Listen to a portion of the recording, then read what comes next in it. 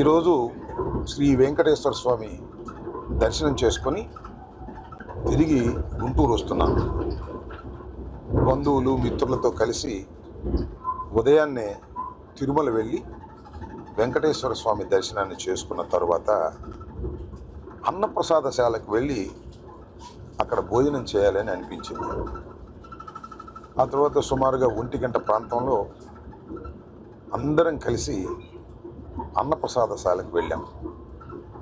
అక్కడే భోజనం కూడా చేశాం.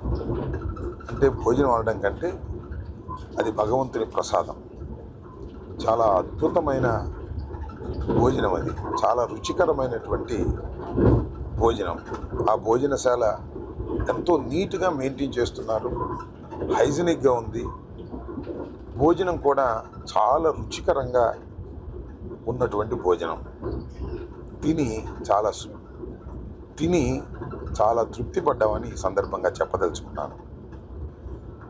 అది ఎలా మేనేజ్ చేస్తున్నారో నాకు అర్థం కాలేదు.